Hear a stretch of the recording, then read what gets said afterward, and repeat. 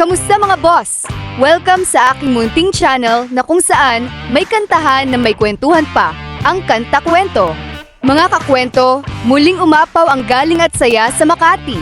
Kahapon lang, July 22, dyan mismo sa Tani Hotel sa RJ Bistro, nagkaroon ng isang gabing punong-puno ng alaalang musika at husay.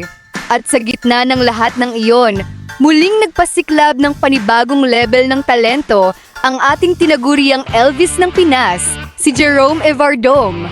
Alam niyo naman kapag si Jerome na ang humawak ng mikropono, hindi lang basta boses ang naririnig natin, kundi ibinabalik niya tayo sa panahon ng classic rock and roll. Ramdam mo ang bawat hagod ng boses, ang bawat galaw, at ang matinding karisma na talagang nakakainganyo sa sinumang nanonood. Para bang naroon na rin ang hari ng rock and roll sa ating harapan. Pero bago tayo magsimula, kung bago ka pa lang dito sa ating channel, hihingin ko po muna ang inyong like at subscribe bilang suporta sa ating pagbabahagi ng mga ganitong kwento at galing. Maraming salamat po sa inyong walang sawang pagtangkilik. Para hindi na tayo masyadong mabitin, inipon ko rito ang ilan sa mga malulupet at pinakamatinding kanta na inihandog niya kahapon. Panoorin at damhin muna natin to ng buong puso, mga kakwento. See him treat you the way that he does. It hurts me to see you.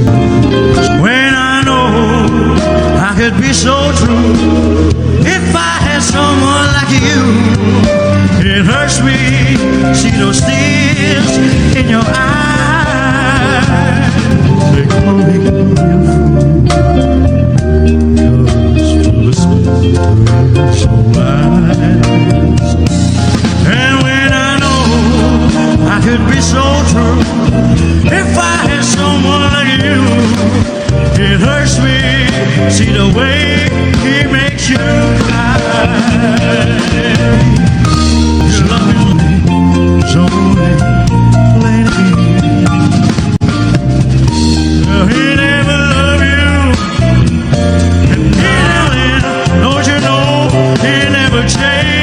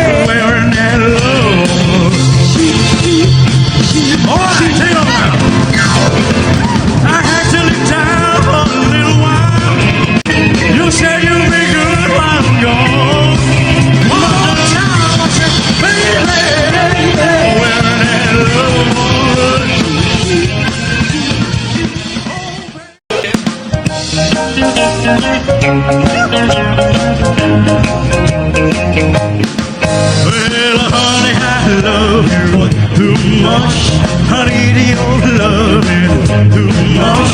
Oh, well, you got me started, don't you leave me broken, honey, 'cause I love you too much. Get it on now.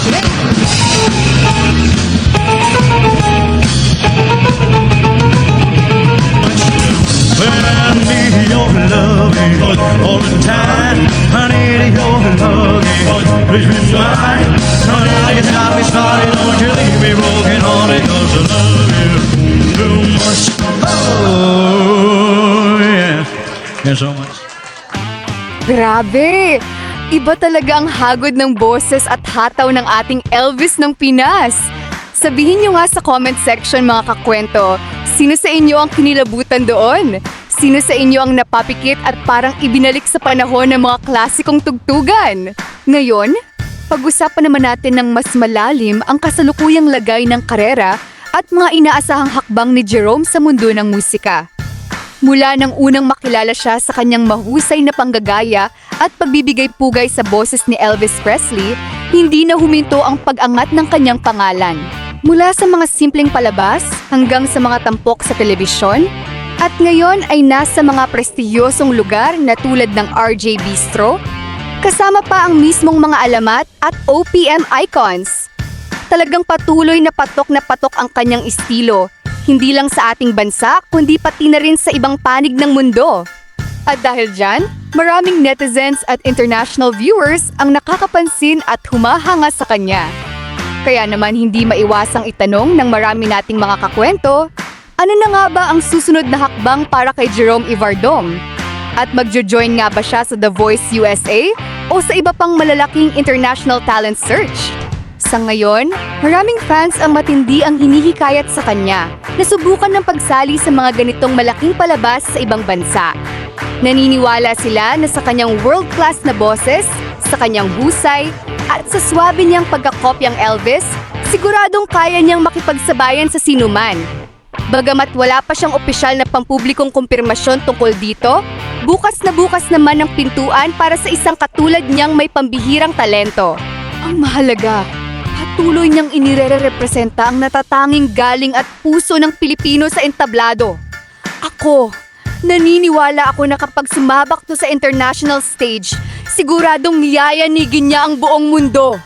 Ipakikita niyang hindi lang tayo magaling, kundi mayroon din tayong kakaibang klase ng talento na kayang tumapat sa sinumang pandaigdigang alamat. Kayo naman mga kakwento, ano ang masasabi niyo sa naging performance ni Jerome sa RJ Bistro? At sa tingin niyo ba, handang-handa na ba talaga siyang sumabak sa The Voice USA o sa America's Got Talent? Ibahagi niyo ang inyong saloobin sa ibaba dahil babasahin ko yan isa-isa. Kung nagustuhan niyo ang video na to, huwag kalimutang i-like, mag-comment, at i-click ang subscribe button kasama ang bell icon para laging updated sa ating mga susunod na kwentuhan. Pakikomento mo rin mga kakwento o kung taga saan ka.